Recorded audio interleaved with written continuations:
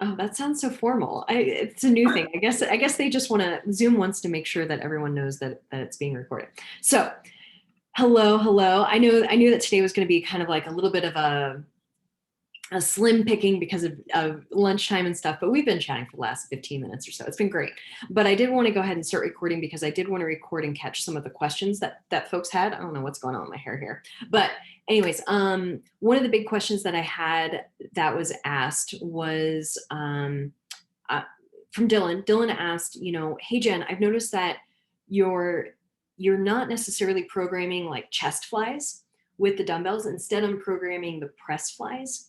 And he has a friend of his who's a PT, and I know that he or she, I'm not sure about who the PT is, but his PT friend did mention how, chest flies aren't necessarily always recommended. And he found it interesting that my programming did include like a combination of that, which is a little bit safer on the shoulder. And I guess he was just wondering, like, did I choose that in the programming because it is safer on the shoulder and yada, yada. Long answer, or the short answer is yes. The reason I don't necessarily always program chest flies is because I'm not with you all. I'm not standing right next to you like a creepy little personal trainer that's able to watch your form and kind of correct you and guide you just to make sure that you're doing it correctly. And then is the one thing with chest flies is they can be a very vulnerable movement because you are going out, and unfortunately with chest flies you can go further out than maybe you need. So your range of motion can be a little bit further.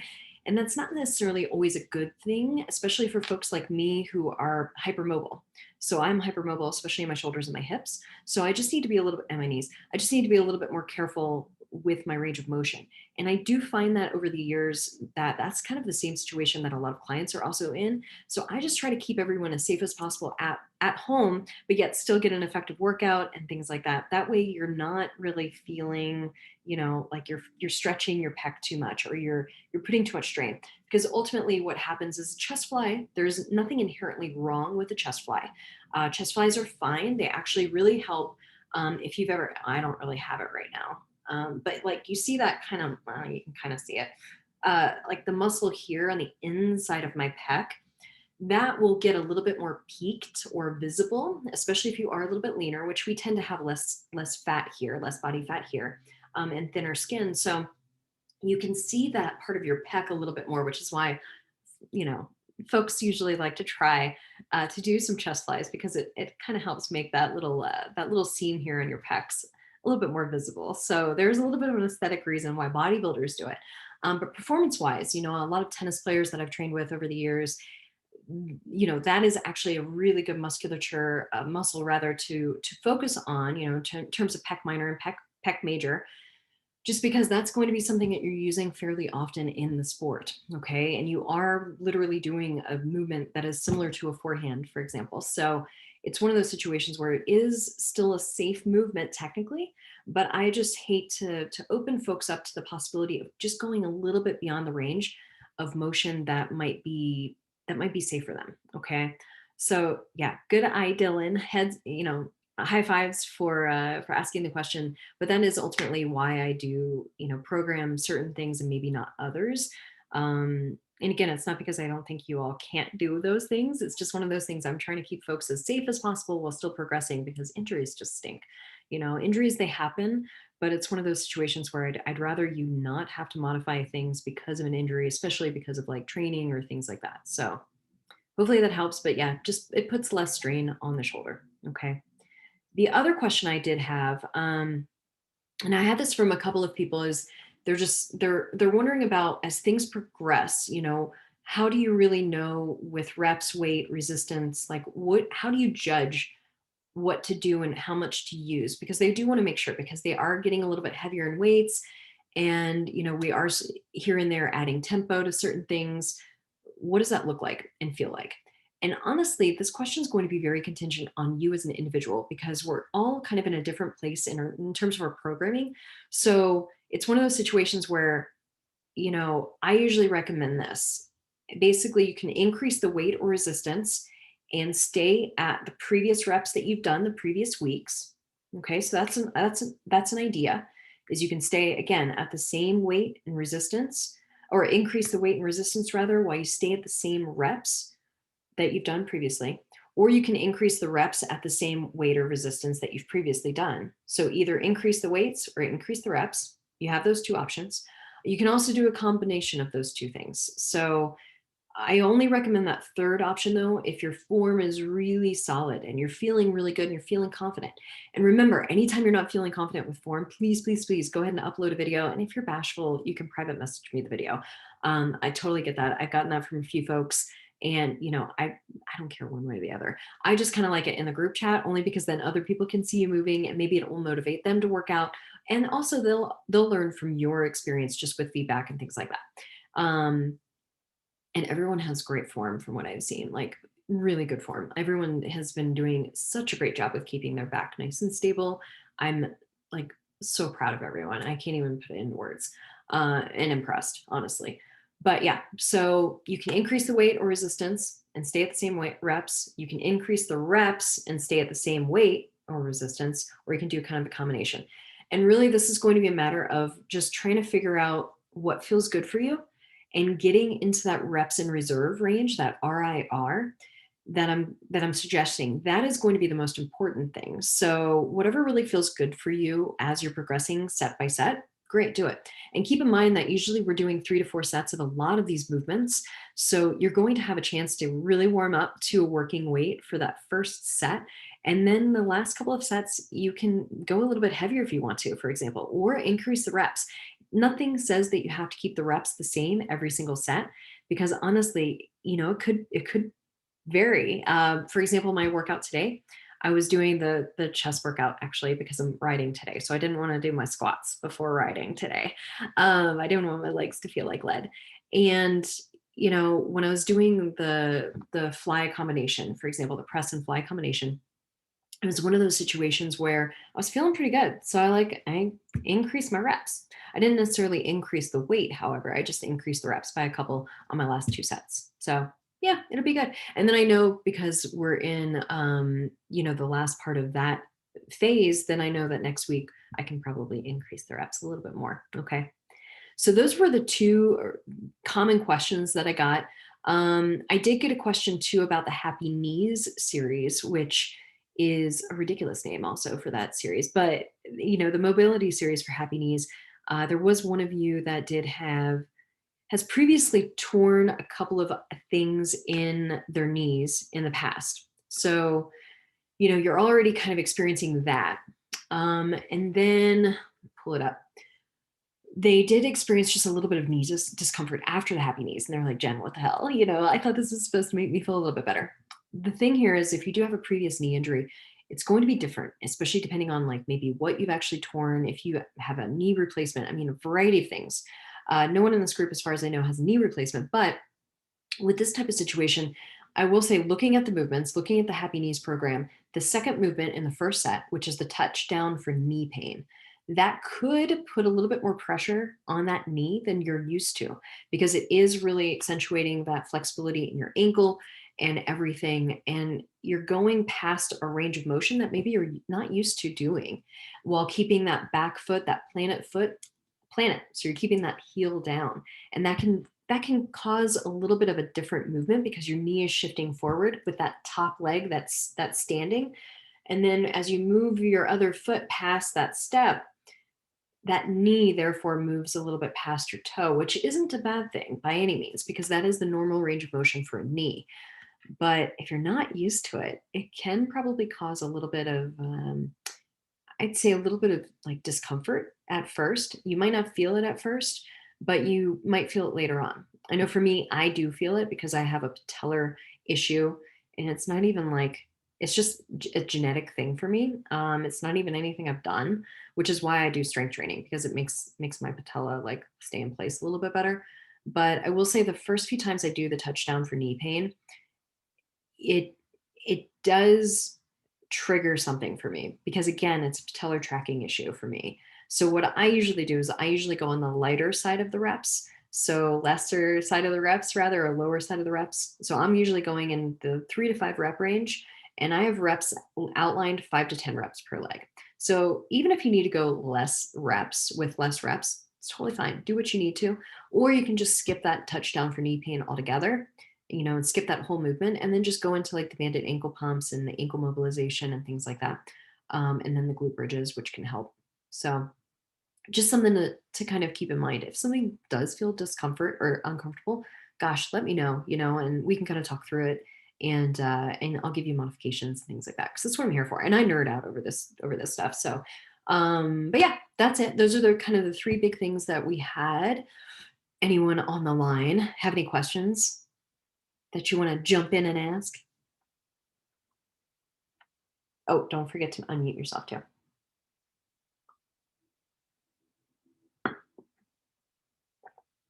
Anyone? No questions? Oh, Hey. Stacey. So yeah, I posted this on the Facebook question thing, but I've been picking up my like cardio training Ooh, portion. yeah, the HRV.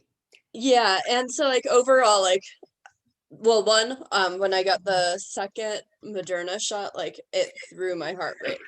Yeah, Yeah. same. And yeah, the next day I was like, I feel good enough to go for a ride. And I'm like, holy shit, I'm like zone 4, zone 5 down Waterton Canyon. Like once it hit there, it stuck. So I kind of took a little bit of time off, Yeah. some unplanned.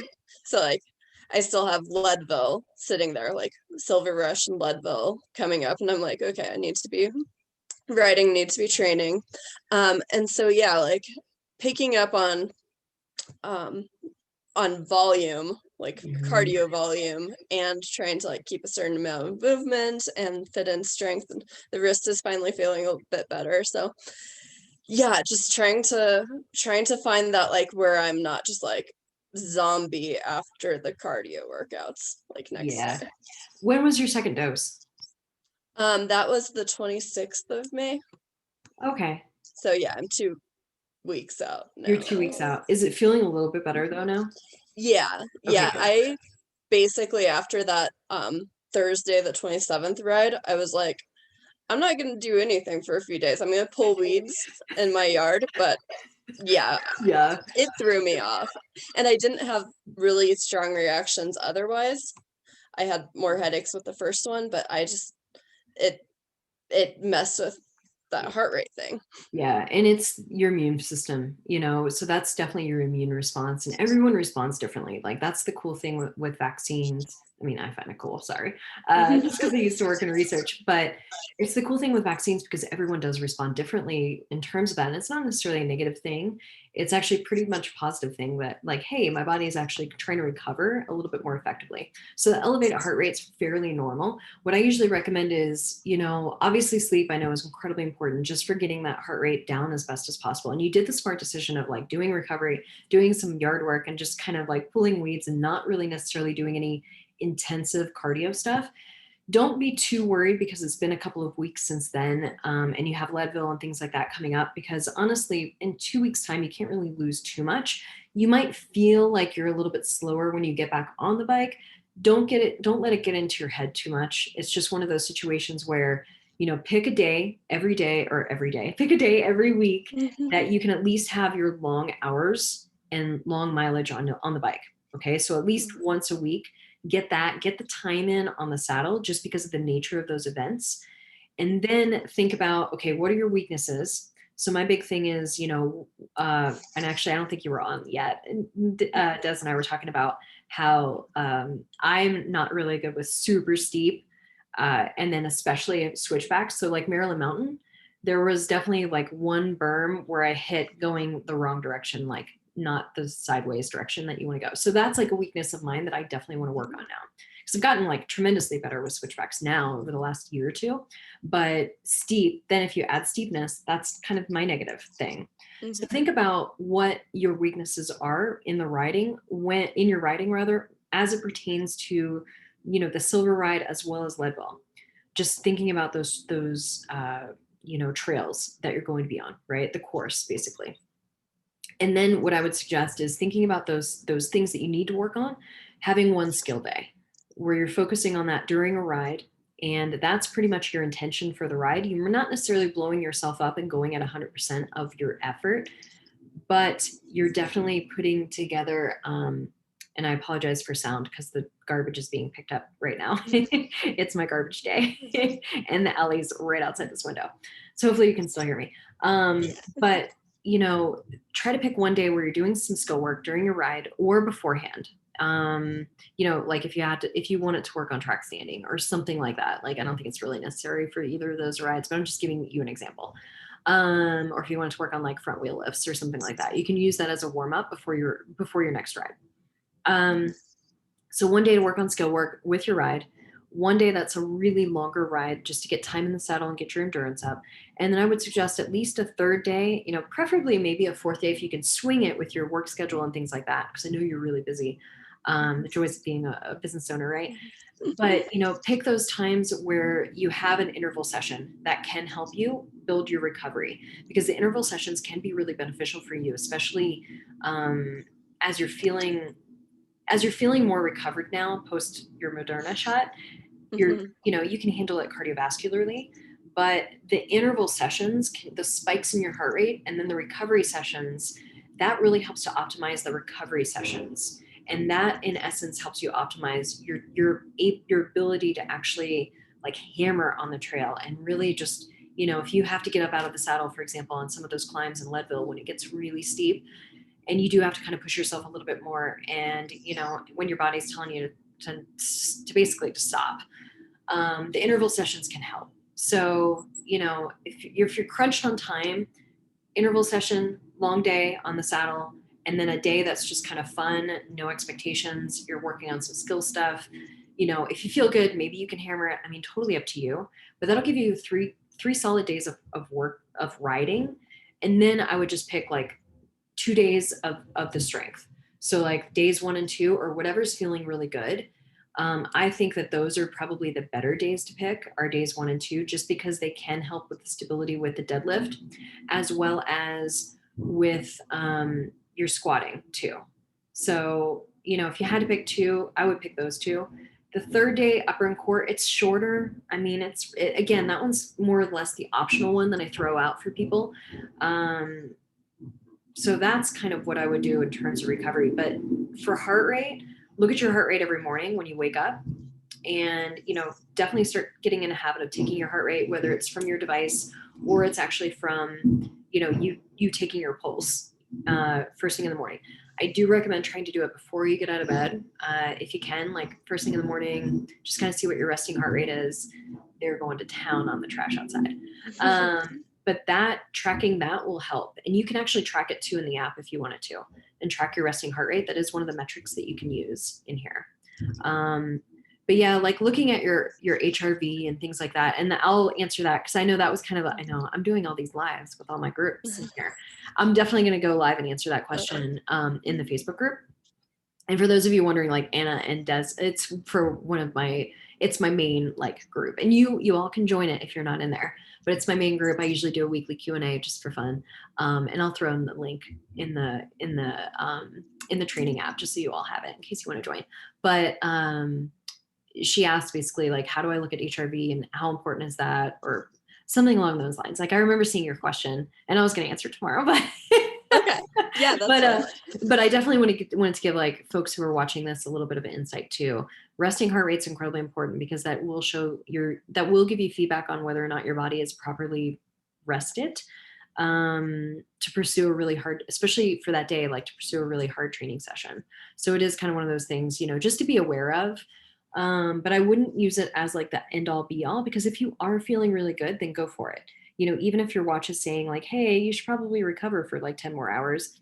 I mean, honestly, like if you are feeling really good, you kind of have to grab it and go with it, you know, and not to pull like the gender card or anything or the sex card, but like, especially as being women, because we do have like a few days every month where we're just not going to feel ideal.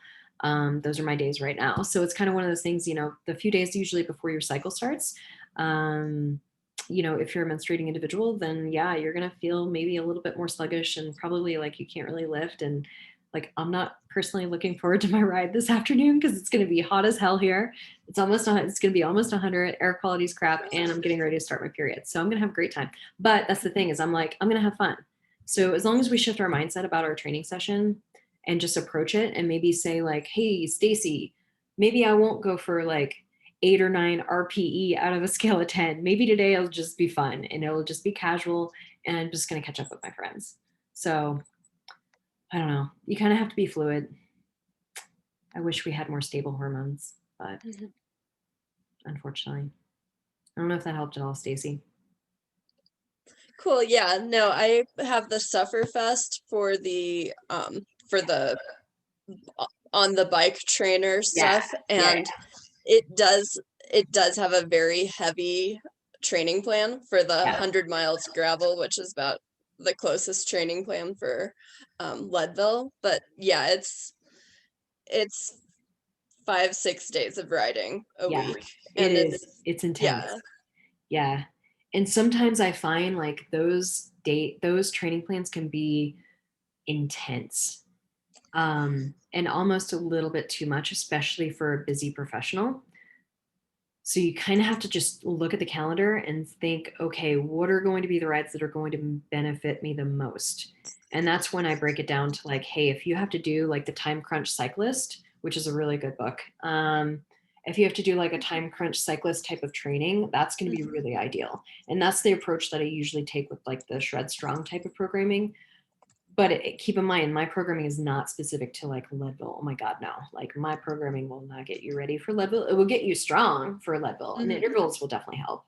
But that's when you need to add in like that long ride that I mentioned and definitely another ride. Like if you can get like 3 or 4 solid days in a week and then at least get 1 day a week of rest, that's really going to help with your recovery. Because for that type of training, like even when I've done like triple bypass training, you have to do like 1 day of rest, you know, Yeah. like yeah, I personally like to do 2 days of rest every week, but that's just me.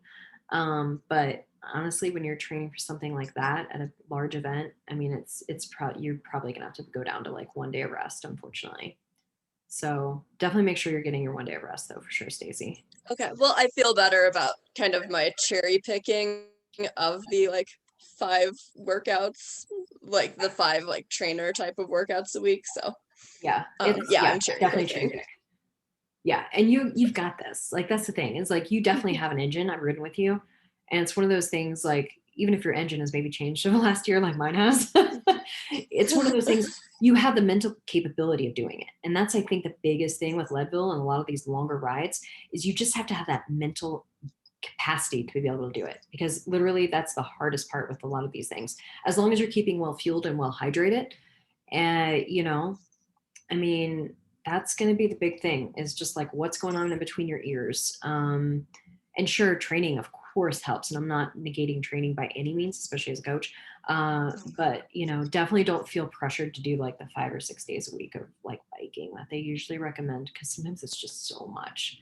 But yeah, that's usually what time crunched individuals and coaches usually recommend is, one long day and then cherry pick after that. Cool. All right. Cool.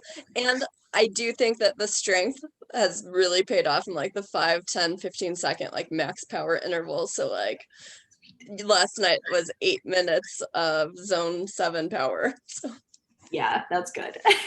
And it's funny because I so think thank you. sometimes, oh, that makes me so happy, Stacey, seriously. Because I think a lot of times people think that strength will just make them stronger, but it helps with our endurance too. Like it helps so much, especially on like those climbs where you're like, F this, I don't know if I can do it. And maybe your friends are even cursing because they're like, I don't know if I can finish this climb. But you're really able to just your body's used to putting in those reps and it does apply to endurance. It really does. And it complements it so well. So I'm so glad. That makes me so happy, Stacey. Mhm. Oh man. Yay. All right. We have 2 minutes. Any other questions? I can't believe I talked so much about everyone's lunch before we started recording. I was like, what? I want to catch up with everyone. This is the extrovert in me. So, all Mhm. right. If you have any other questions, like guys, I'm an open book. Just send me a message in the app or send me an email. Reach out to me on Facebook, whatever's the easiest. I mean, either one. I will say on Facebook, if you ever have any questions, tag me in it though, because sometimes I don't get alerts. if something happens on my own pages that I manage. So I don't know what's going on there. Must be like a Facebook update or something. So please know I never ignore my people, but it just might be that I don't have a notification, unfortunately. So tag me and I should get that notification if you tag me. But yeah, let me know. These next couple of weeks will increase the reps a little bit more, increase like the time domain on certain things, but obviously the same movements. I might start to add a little bit of a nuance to some of these mobility programs that I have right now, just because I think that will be really beneficial just to have some new stuff in there, some little fresh blood, just to keep it interesting. All right. Well, happy day before Friday. And I hope everyone has a beautiful day. And I appreciate you all so much. And I'm going to post this to the group so everyone has the recording, okay? Thank you. Thank you so Thank much. you. Thanks, Des. Thanks, Anna. Thanks, Stacy. Bye. Bye. Bye.